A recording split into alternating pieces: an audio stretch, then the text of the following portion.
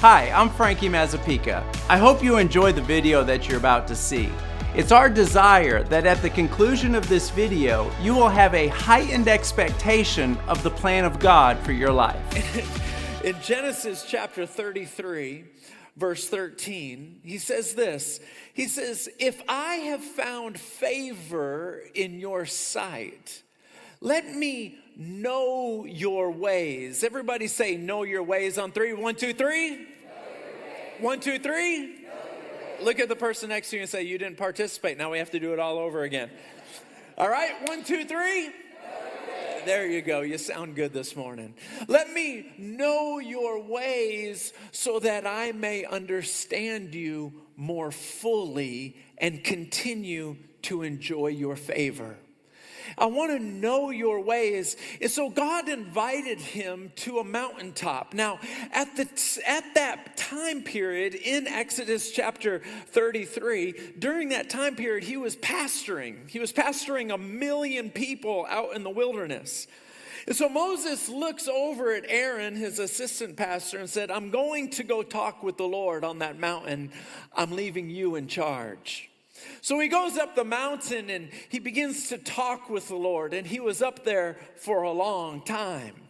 While the Lord was talking with him and sharing his ways, see, when you learn the ways of God, you know what he wants to do, and you also know what he wants you to do.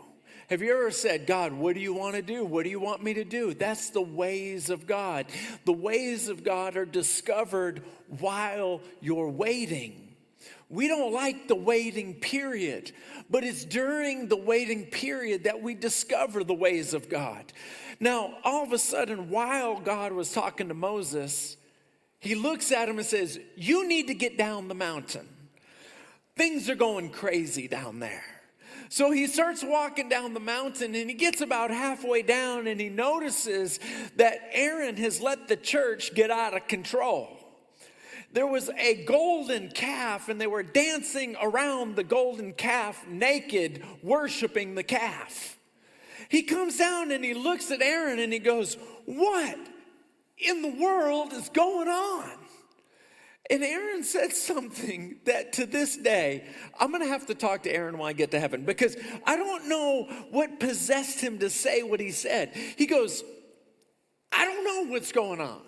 I took a bunch of jewelry and I threw it in the fire, and poof, out came a calf. And everybody started worshiping it." At what point did he think that story was going to fly? At some point, he thought Moses was going to go, "Oh, my bad. Sorry about that. I didn't know that it just popped up out of the ground."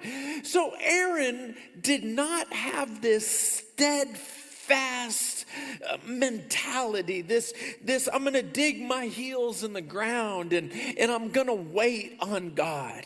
Moses did. And the difference between the two is that Aaron began to self-sabotage. When you're in a season of waiting, if you're not careful, you'll go down a spiral of depression.